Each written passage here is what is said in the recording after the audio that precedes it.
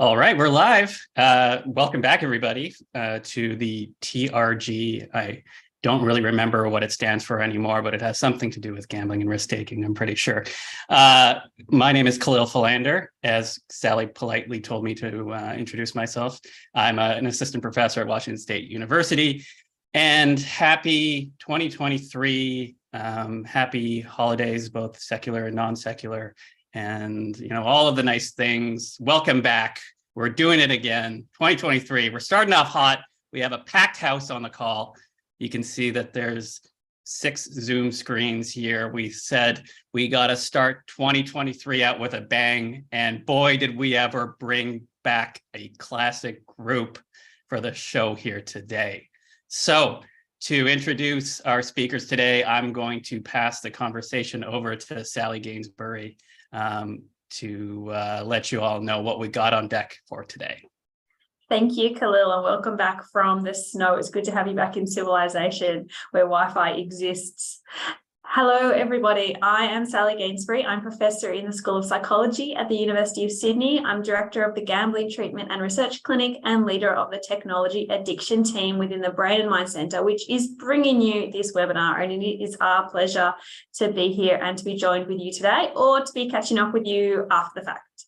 So to start off 2023, Kahlil and I decided that we're not quite ready to do any work yet. So we're going to hand over to our panelists. And the other reason for doing that is last time we tried to moderate Jim and Dave, we didn't get a word in edgewise. So we're going to lean straight into that and have them have their own conversation. We previously featured 2 of our guests on the first season of the Technology Risk and Gaming webinar series. So we're very pleased to welcome back Dr. David Zendle, who is a computer science lecturer at the University of York and one of the world's leading experts looking at the social impacts of video game monetization. He is going to be joined by Dr. Jim Sauer, who's also a senior lecturer in the School of Psychology Science, but at the University of Tasmania. These are 2 of the leading experts in the world when it comes to video game monetization. And as I said, they had a great time and we all enjoyed our conversation last time. But in the spirit of the Technology Risk and Gaming webinar series, we really want to feature 2 of the emerging research stars who are joining us on the call. So I'm very pleased to welcome Elena Petrovskaya, who is working with Dr. Zendle at the University of New York as a PhD researcher, and she is specializing in predatory monetization in digital games and its consequences, as well as Leon Xiao, a PhD fellow at the University of Copenhagen, with visiting appointments at Queen Mary University of London and the University of York, as well as Stanford University. And he's doing really interesting research on video game law, particularly on the regulation of loot boxes, which is always a hot topic on these. So that's it for me. I'm not going to take up any more of the time. I'm going to switch off my video and sit back and enjoy this conversation. I'm going to hand over to Jim and Dave to kick things off.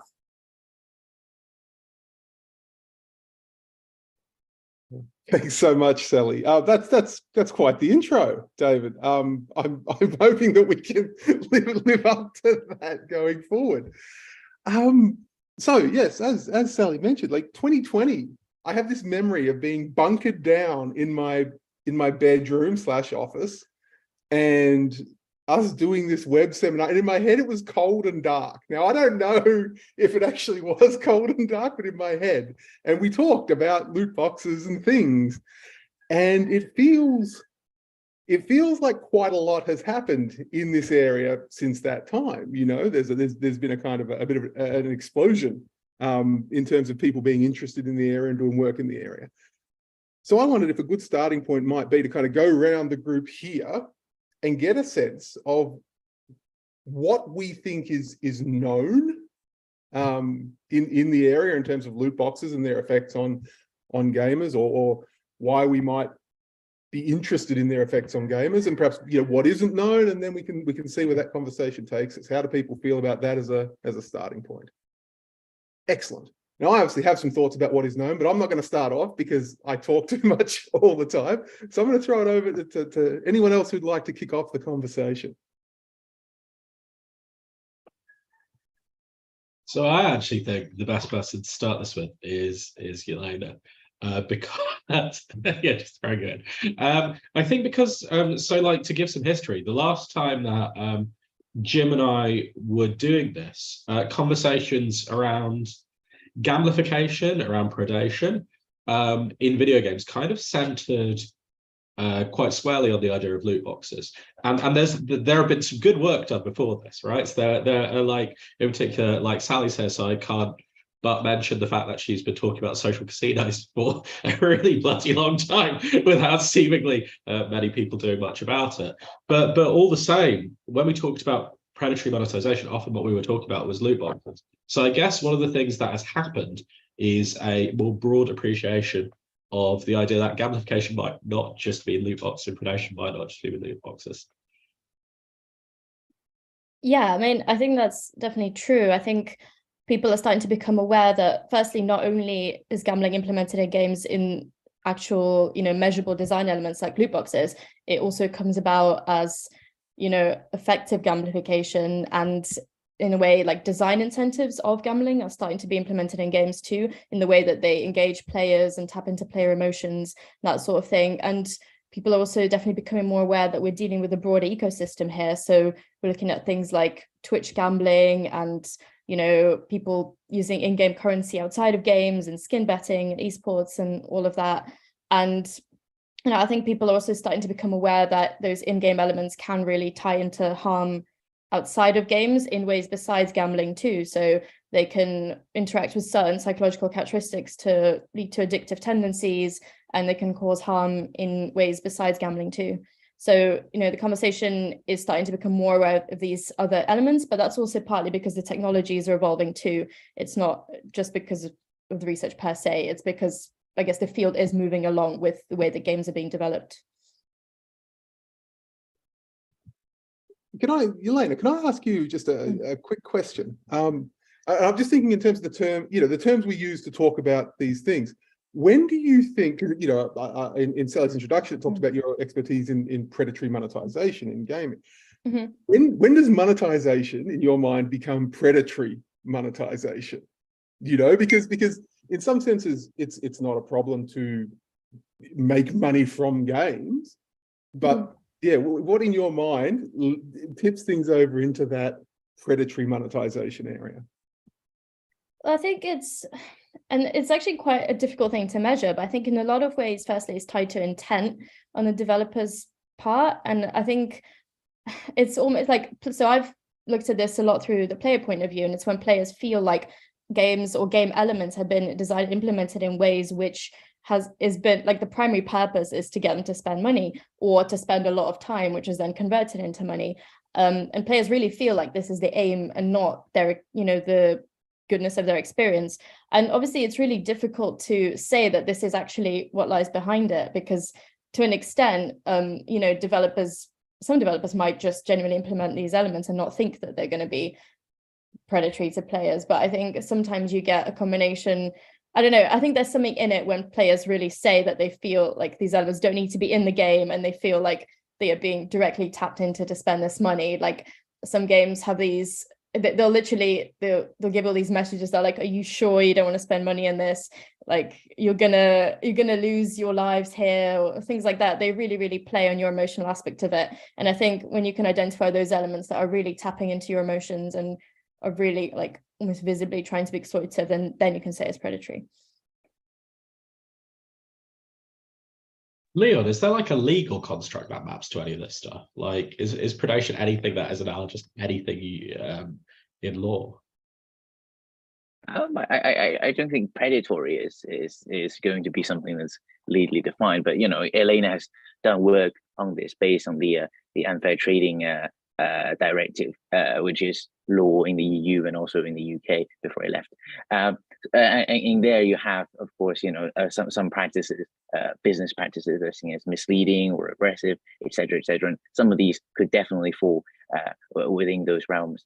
I was thinking about what Elena was saying. I remember playing Pokemon Go, and I was very much enjoying it until I started to fill out my storage space for the Pokemon, and then it's quite obvious the game designed it so that you will have filled up your storage, and then you have to buy more space to get more Pokemon. And obviously, you're supposed to get more Pokemon. So at that point, I was like, nah, I'm not playing this game anymore. And I think I've also read about this one Harry Potter game that literally had the player character being strangled by vines unless you pay for some energy to get that to go away. So those ones are really obviously, I think to most people, bad. But it's really hard to say whether it's legally something that could be addressed.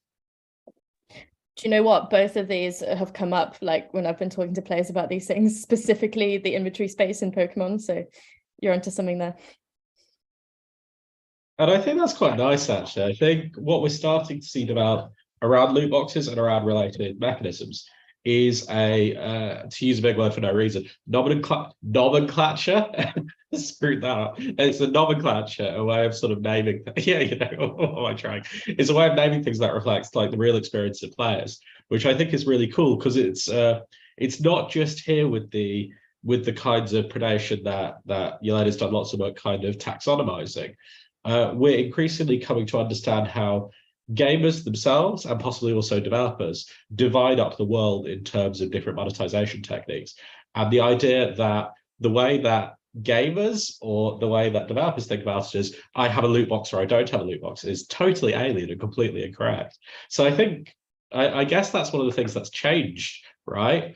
I think we've moved on from a conversation about loot box or no loot box to like, okay, out of all these like design elements, Sebastian Diesting has a lovely phrase where he says, which are the active ingredients, which I think is, yeah, I think it's really clever. And I think that's the sort of conversation we're starting to have now, but it's necessitating, I think, more complex research designs. Yeah.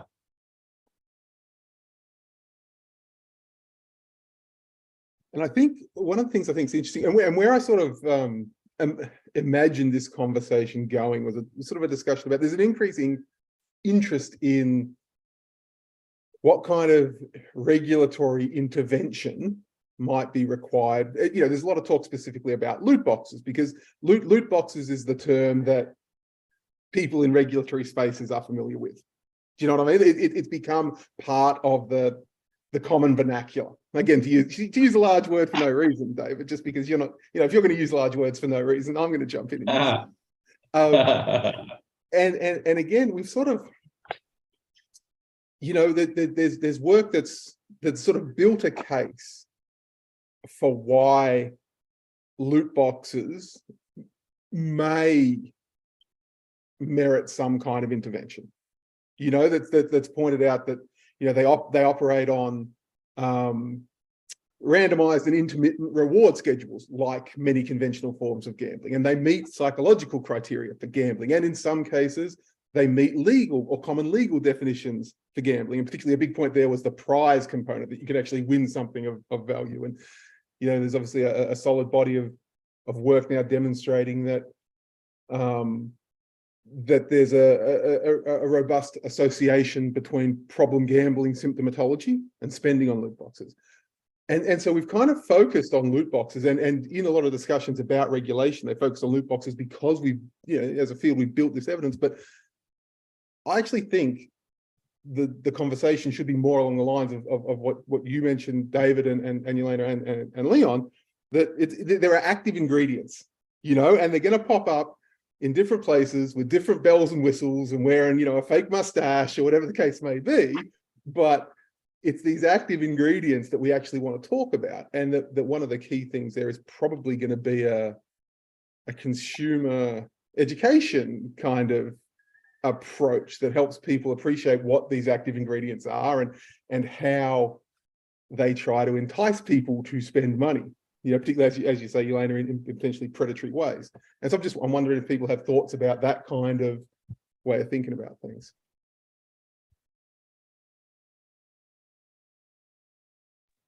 Yeah, no, I think from my perspective, sorry, do you want to go, Elena?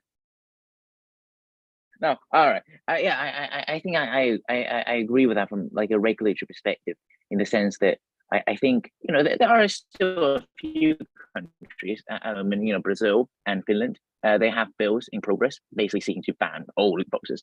Any that you have to pay money for, they're seeking to ban them. Not sure whether or not they're going to pass, but those countries exist. But I think with most countries like the UK, Australia, the US, the sense that I'm getting is that there's not going to be a blanket ban, a binary one of yes or no to loot boxes, but it's probably going to be yes generally to loot boxes, but there are going to be specific things, as Jim said, that we're going to try to stop. It's really funny what you were saying about how loot boxes kind of entered into the discussion with politicians, because I think just yesterday in the European Union there was a plenary session to talk about this new report about loot boxes, and well, it's about video games, but I listened to some of the speeches, but pretty much in every one of them the politician was on about loot boxes. So I think we've managed to get loot boxes into the spotlight. Like, people know about loot boxes now, but yeah, perhaps it's time to look at some of the other stuff and to think about maybe there are other things that we need to look at. But like, I think loot boxes are almost the easiest to get into spotlight in that sense, because they have such clear design elements, as you said, Jim, and also they have clear links with problem gambling now, so people are almost having to accept them. But with a lot of other game elements, they are almost being met with a lot of resistance from a lot of different groups, where people are saying, like, you have no way of proving that this element's bad, and how are you even measuring it, and what is it about this element that makes it bad? So it might take like a little bit more work to actually show that some of these things could actually cause harm to players. I mean, to be clear, there's still a lot of people, well, I don't know whether I'd say like, there are still some very vocal people saying you have no evidence that loot boxes are a problem, or that there's any reason to be concerned about them too. So yes. Right, but there are still people saying that like there's no evidence of man-made climate change and stuff. So like, there's always going to be people saying that there's no evidence. There's been a lot of good faith attempts to break the idea that loot boxes are potentially dangerous, and they're not doing much. I think to say that there's no evidence, you're right, there are people who will say that, but I think to say that now is becoming increasingly ludicrous, especially now as we're, I think, triangulating where loot boxes fit within this wider ecosystem and the degree of financial involvement that people have within games.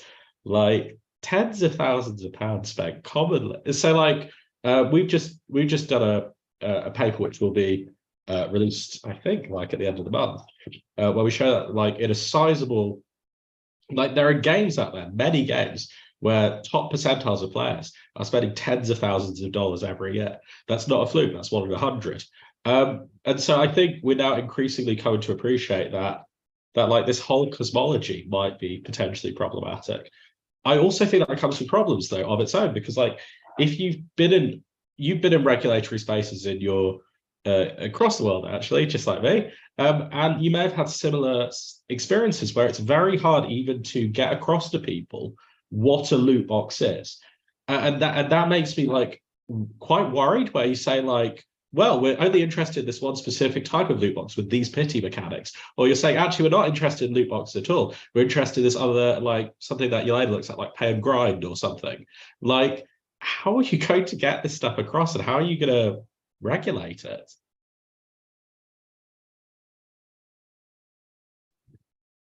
That's an excellent question, to which I don't have a good answer. I feel like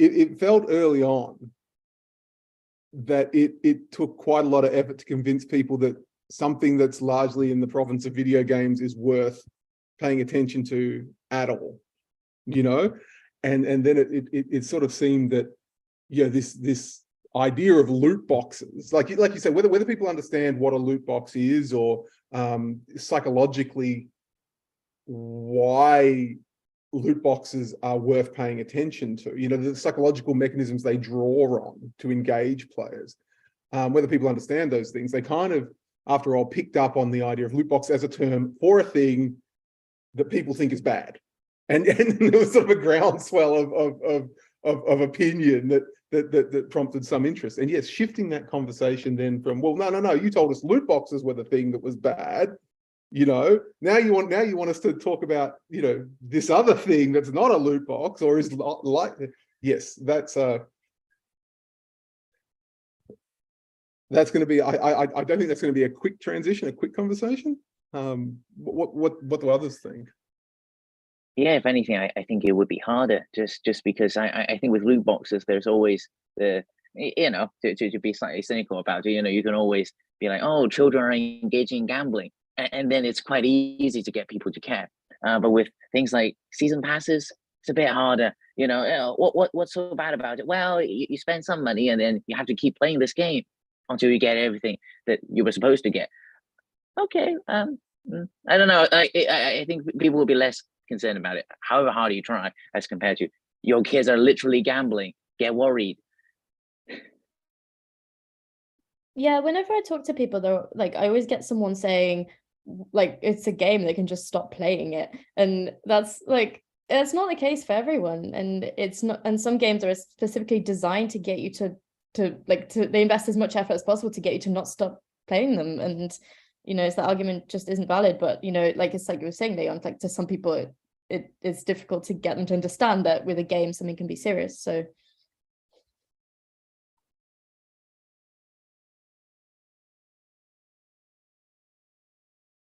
I like couldn't agree more with that, but and again, I don't see the solution. So I think that like a lot of the time people don't appreciate just how important games are to the people who play them.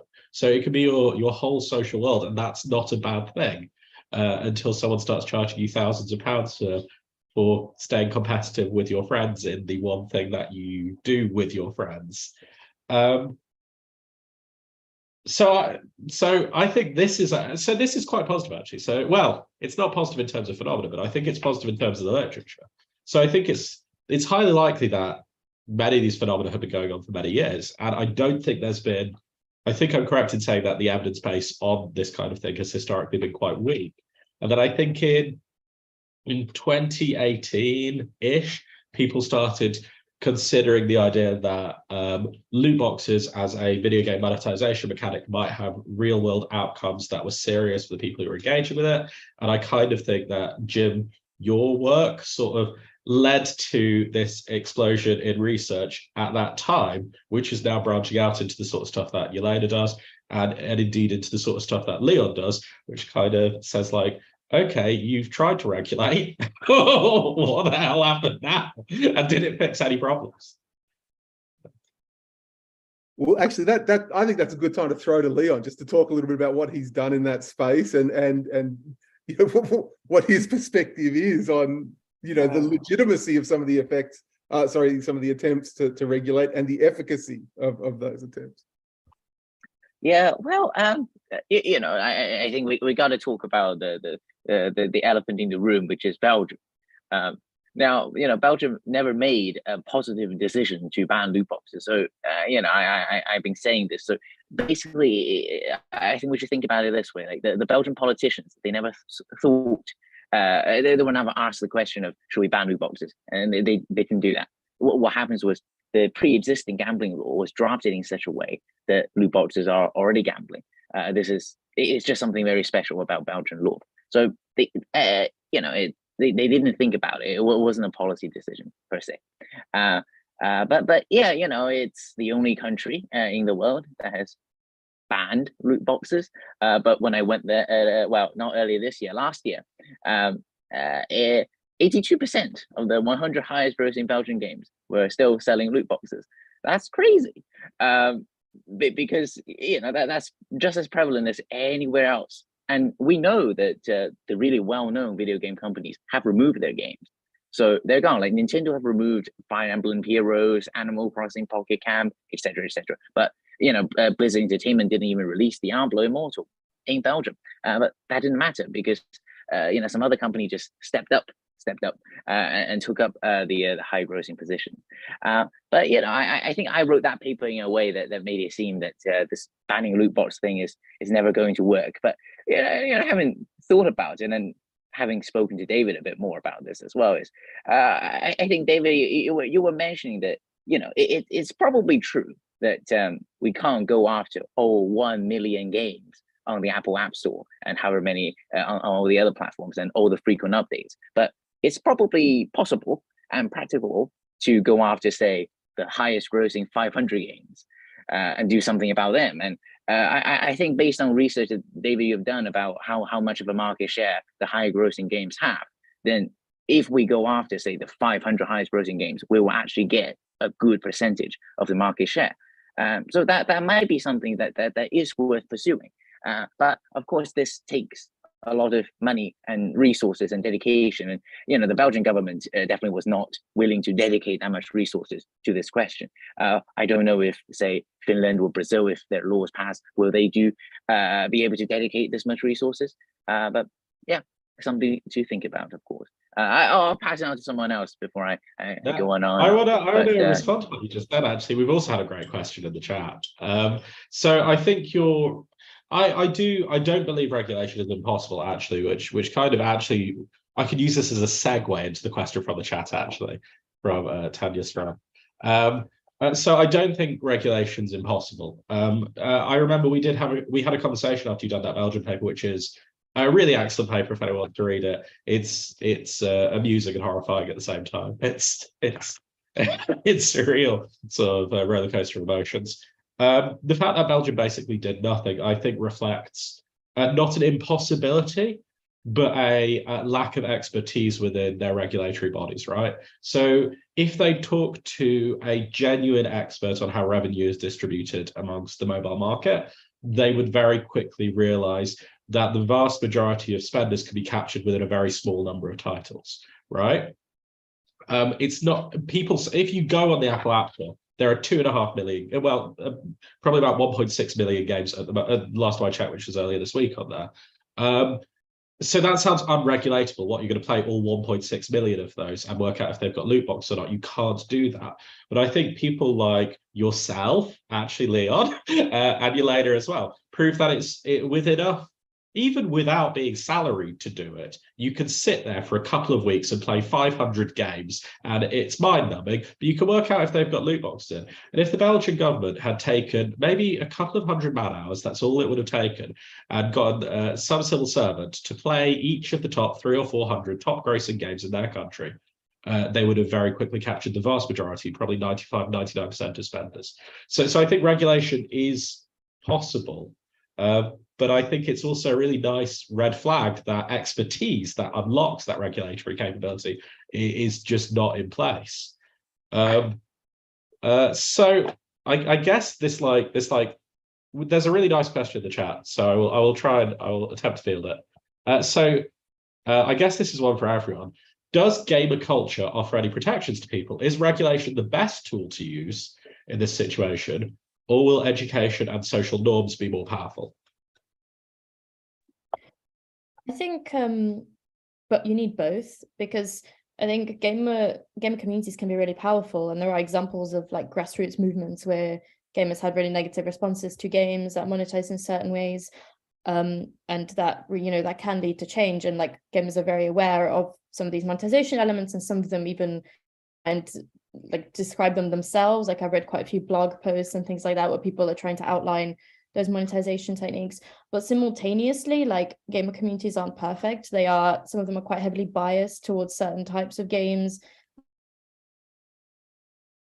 and are already almost like prejudiced from the start towards just certain gaming models, like free-to-play models, that just don't fit into these like classical conceptualizations of games. So I think if you did leave it entirely to gamer communities, that might not be for the best for some types of games, but also you do need that knowledge and the sort of you need the information distributed in that way, and you need the players to work with the people doing the regulation to come up with the best solution, is my point of view. I might follow on from that if that's okay, unless you're keen to. So yes, I agree, Elena. I think this is a great question, because I think it highlights part of the challenge we face, right? If we think about gamer culture offering protections and setting social norms about engaging with these kind of monetization practices, the loot box, I call it, as it's not about loot boxes, it's about predatory monetization, but I call it as a shorthand, the kind of the loot box issue, was a fascinating example in the gaming literature, because the gaming literature is dominated by pearl clutching and moralization about, oh, video games are bad for kids and violent video games turn people into killers and rah, rah, rah. And that's always been an external view of gaming and the gaming community that's imposed on that community and on the activity. Whereas loot boxes were different. A lot of the pushback from loot boxes came from the gaming community. This was the gaming community itself saying, you know, these things are kind of skeevy. You know what I mean? Like we don't jam on this. Like I bought Battlefront 2. I want Vader. Like give me my Vader, right? But at the same time as loot boxes seem to be kind of despised in the gaming community, they're making billions of dollars in revenue, right? So people in the gaming community are participating in these things.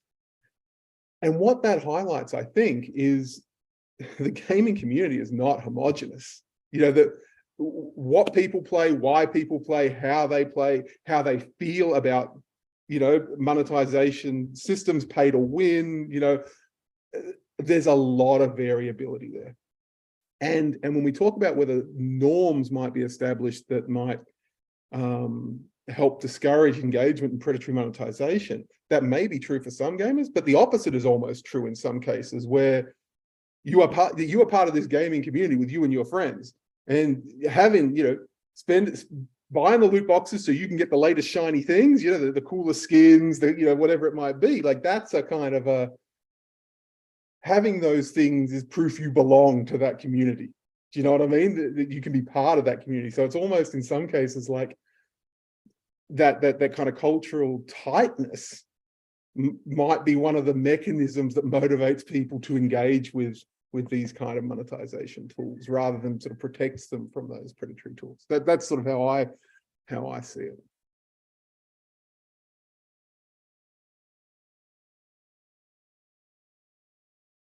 Yeah, no, I might jumping on this very quickly. Just, you know, having seen some of the things written in the player communities, I agree that I've seen plenty of players complain about, oh, say the character summoning gacha mechanic in Genshin Impact is just like gambling, but I'm still going to engage with it.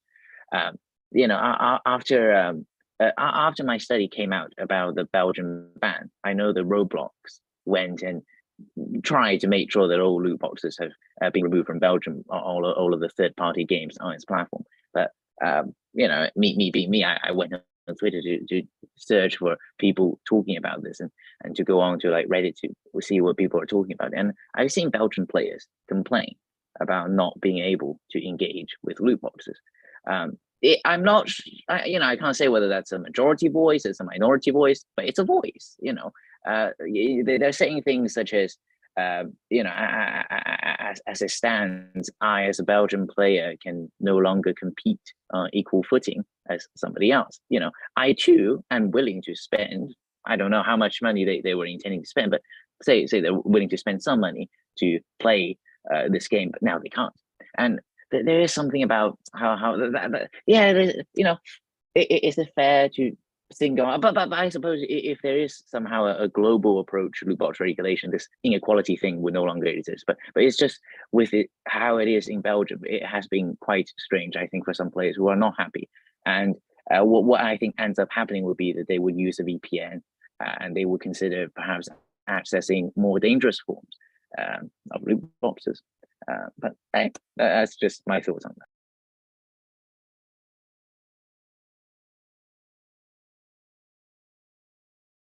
I met a guy, so someone from the PSHE Association who does, they're responsible for a form of education in the UK.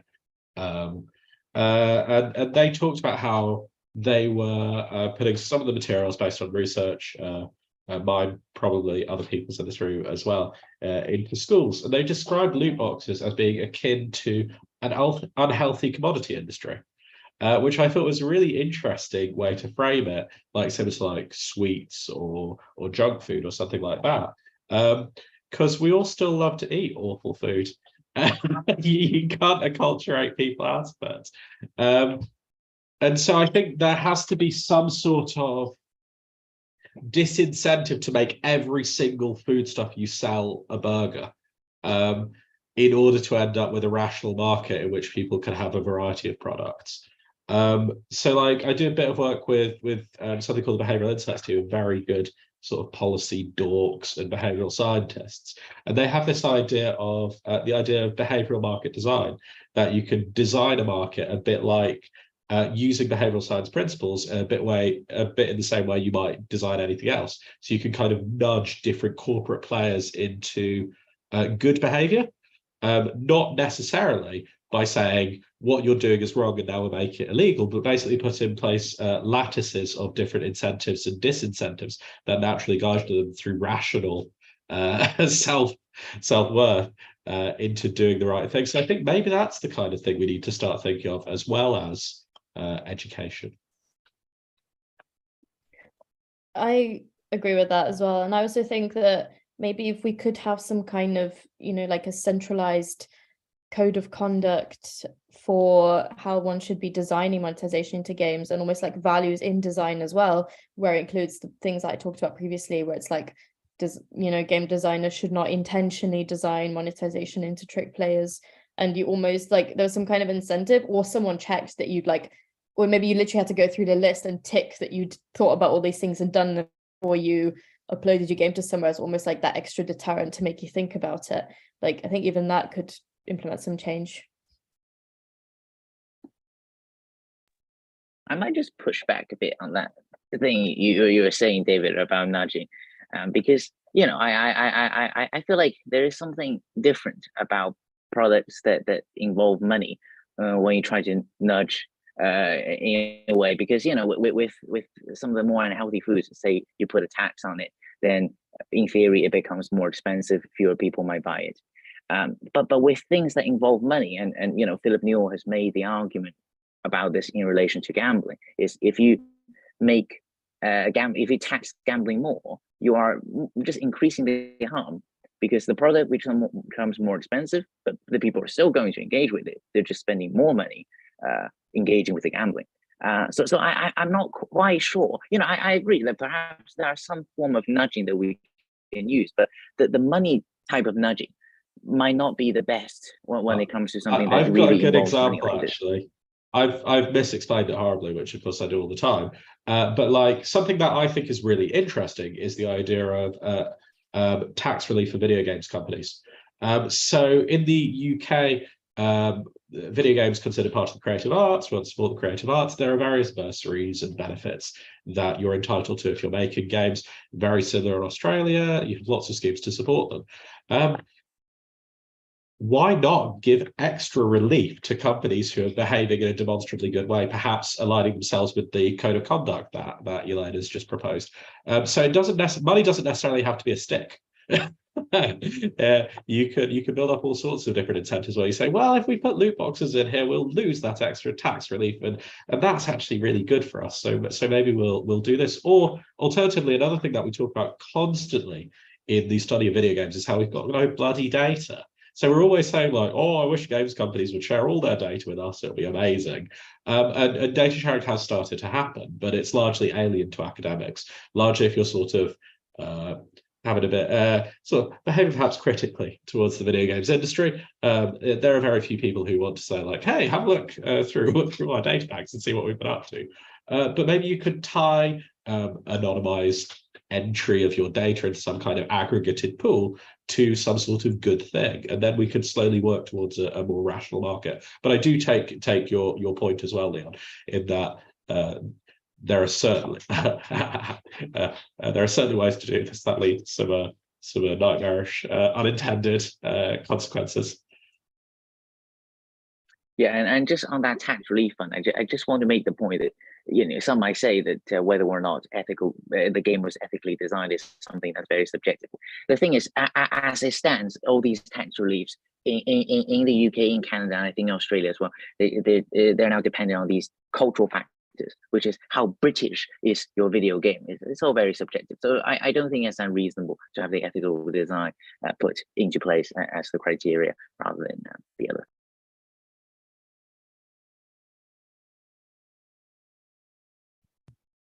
So we've had another couple of comments sort of pop up in the chat there. So one is from Sally, just kind of asking, like, what are the next steps? You know, where do we go to from here? Should researchers, policymakers, community groups start looking for ways to minimize harm, or minimize harm similar to limit setting for gambling, player education? And I guess this kind of ties into the conversation we've just been having, which is focused on how we might, through sticks or carrots, encourage game designers to move away from more predatory revenue systems to other forms of monetization. To what extent do you think we should be focusing our attentions on changing game developer behavior versus helping consumers to understand the mechanisms through which these systems, you know, motivate their engagement and their spending, and helping them make better choices about the sorts of games and the sorts of monetization systems they engage with? Or is it the kind of the middle road where both are important, we need to do both simultaneously? Because we've talked a bit about, you know, Leon, you had your paper, obviously things not so great in Belgium, and we shifted that discussion to David's, well, yeah, it wasn't so great, but it could have been done if people had, you know, sat down with the expertise. And so I guess I'm wondering where people sit on the issue of, is regulation what we should be shooting for, or is consumer information where we should be putting our efforts, or is it a sort of a bit of both? So that's what I'd like to throw out to the group now to get people's thoughts on. I think in the one's easier to do and easier to do in the short term than the other. I think like more efforts should be aimed at figuring out a way in which we can minimize harms from sort of the regulatory / industry perspective. But, you know, in the short term, it's obviously easier to just like invest efforts into putting information out there and like informing players about these elements and how they can be like, you know, just helping them identify what they are. But I think it's just like, I don't know, I don't like the idea of putting all the onus on the player here, of saying like, you should avoid these games, you shouldn't spend money on these, like you should be careful in this minefield. Like they're just not fair. And then just saying that the industry can do whatever they want. So I think we definitely shouldn't only focus on the player information side of things.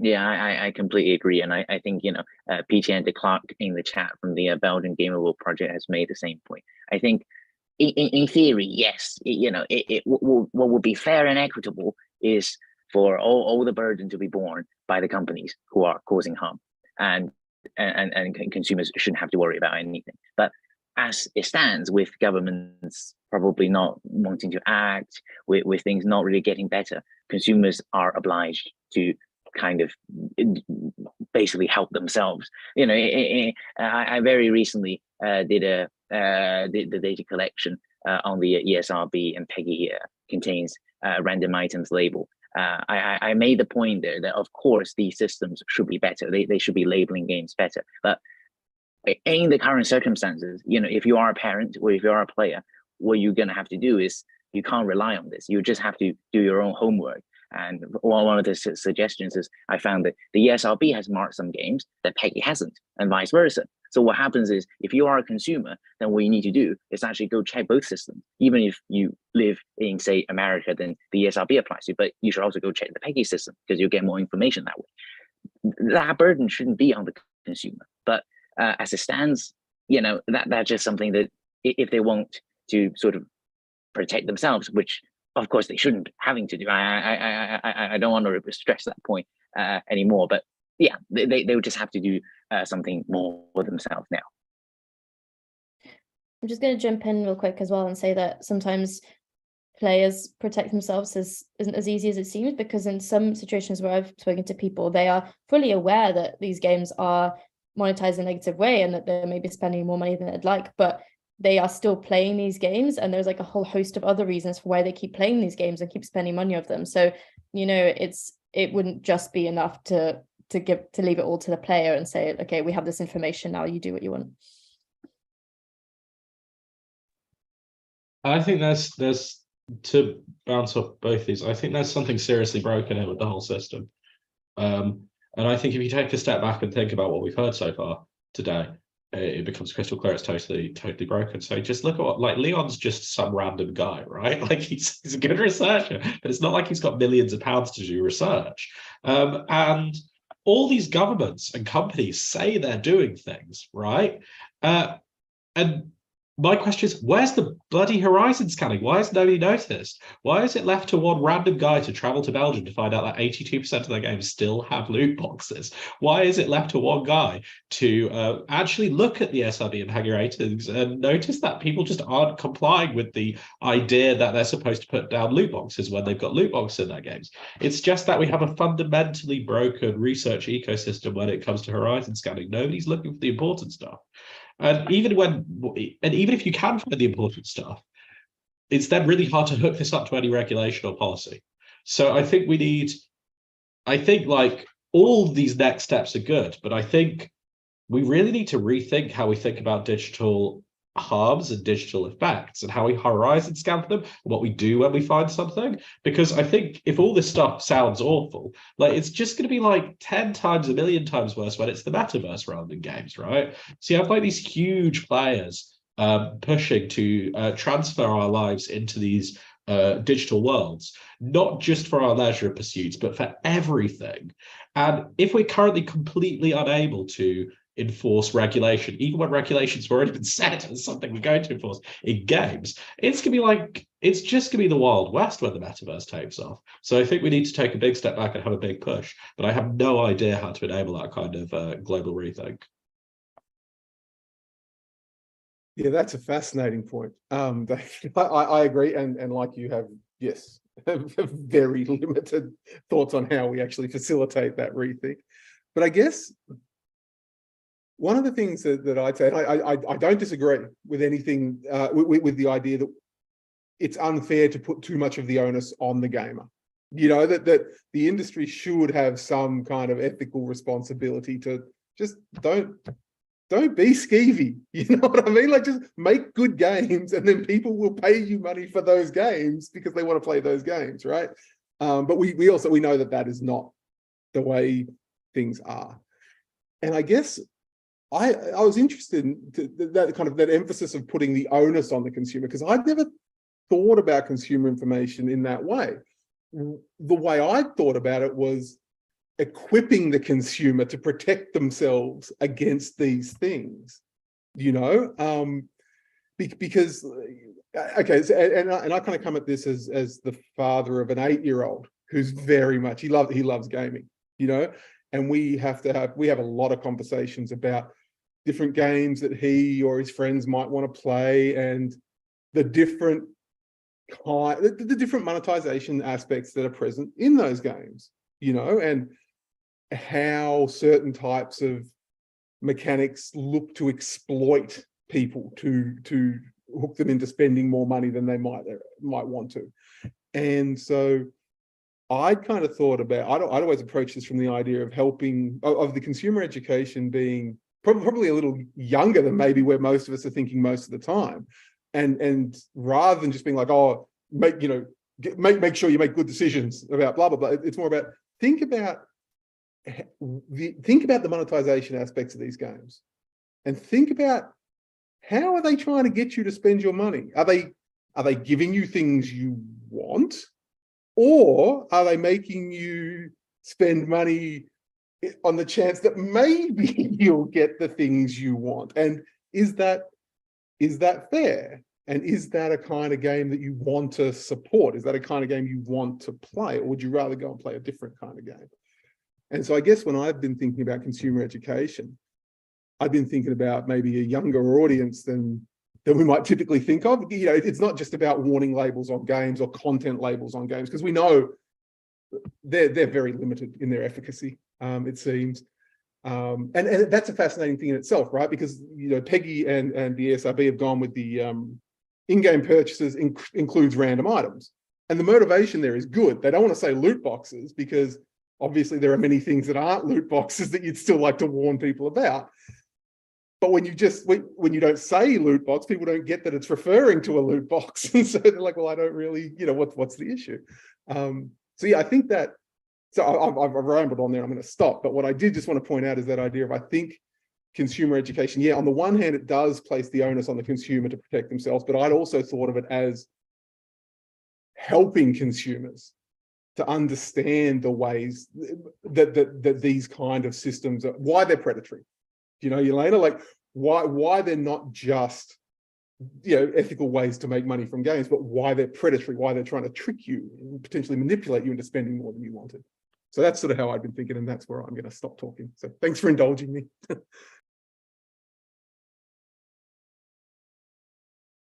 I thought that was really interesting. I particularly think it's interesting how we're all using the language of consumer protection, financial health, things like that. Last time we were here, we were using the language of gambling, and it's really, really interesting to see how, like, those concerns about analogies to gambling and even behavioral links to gambling are still there. But I think there's also an increase in, like, a broad base of concern around consumer issues that might be totally separate to gambling here, but still live within the loot box. So we have time for final closing comments, which is sad because we could have carried on talking for hours, but possibly people don't want that. So yeah. So I guess, Jim, you kicked us off. So do you want to? Oh, you kicked us off. So do you want to kick off with the closing comments too? Yeah, I feel like this has been a broad and sort of wide roaming conversation, and I think that actually highlights the shift in thinking, right? Which is kind of the point you were making, David, as well. That we went from at the start of this research in sort of 2018-ish. We were very much focused on one thing and the extent to which that one thing resembled conventional gambling, you know, and we talked a lot about that. And I think that the field is growing now to appreciate that there are many things. There are many things that we need to consider, and the answer is not just focusing on one thing and the extent to which it's gambling, but a broader understanding of how these things engage players and why that might be problematic for some players, potentially more than others. And again, that just kind of speaks to the amount of work still to be done. And I think that, yeah, sort of the stuff Leon's doing, the stuff Elena's doing is really kind of at the forefront of that shift, that expansion, which is very, very cool. So that would be where I'd sort of put it. The closing comment would be that, yes, the key point here is that rather than sort of narrowing in on a thing as we go on, I think we kind of narrowed in for a bit and then went, oh, wow, this thing is way bigger than that. And we've really sort of started to had to rethink the way we tackle the problem, talk about the problem, and what we might do about the problem. Yeah, so I'll hand over now to others for their closing comments.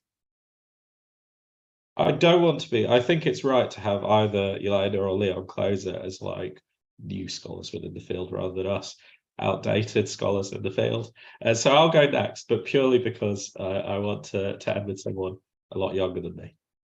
So yeah, I think I actually completely agree with you, Jim. I think the issues we're discussing here are now a lot bigger.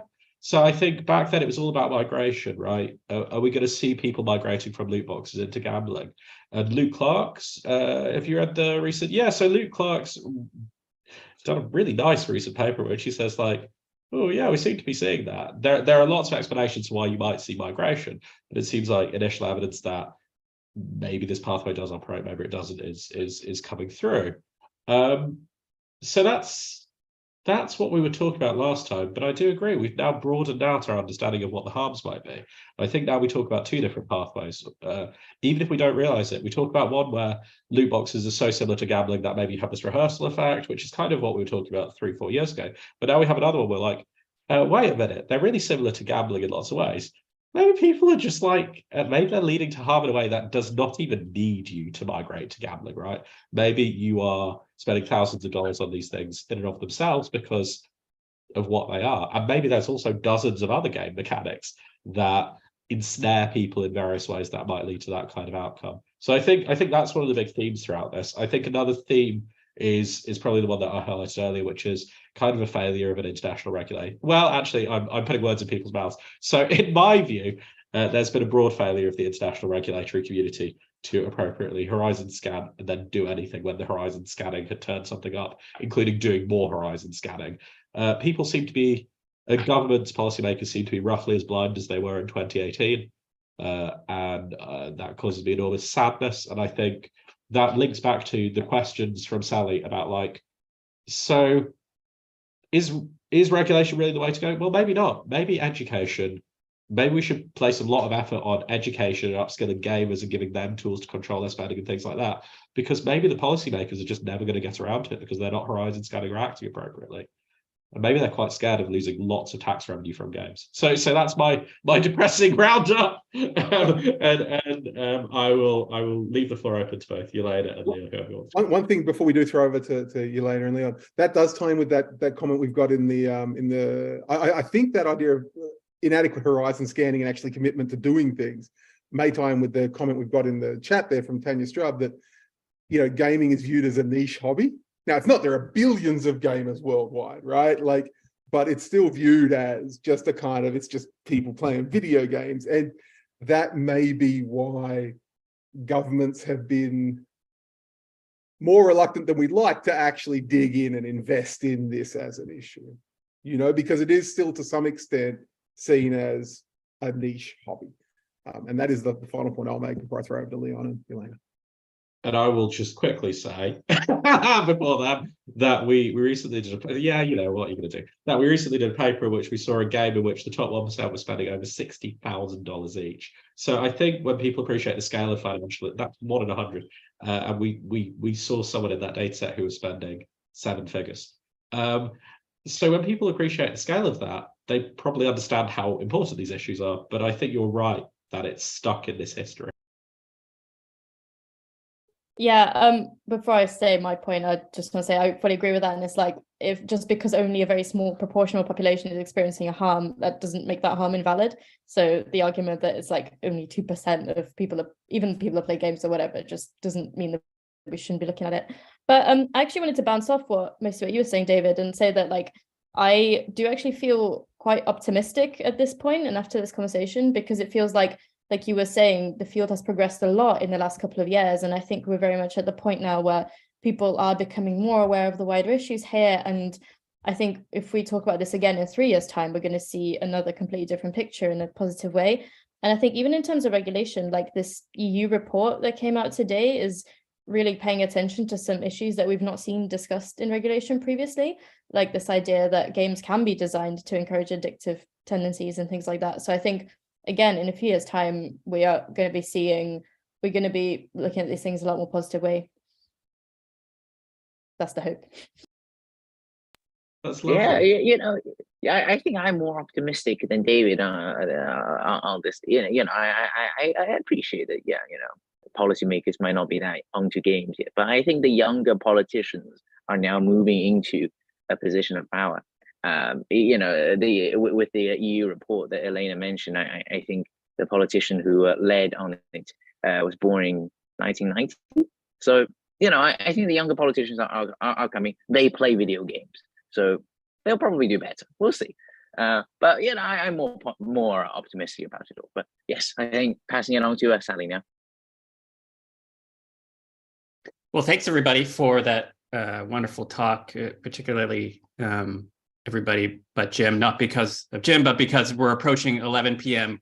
Greenwich Mean Time, and I know that it's, you know, getting very late, and so to have a discussion that was that rich, and maybe Jim's not a morning person either, so, you know, I'll just say thanks as well for that too. It was wonderful to have you all on the seminar series this week, so thank you very much. And Sally, I'll pass it back to you to talk about our next session.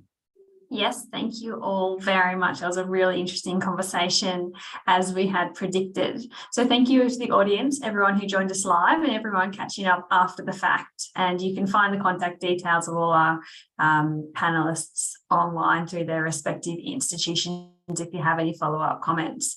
We're taking a break next week. It's Australia Day, and since we're hosting, we're taking the day off. So you can all have the week off as well, or feel free to catch up on one of the previous webinar series if you're missing us too much. But then the week after that, we're back at our regular time slot, and we're going to be having a really interesting conversation about strategic research direction.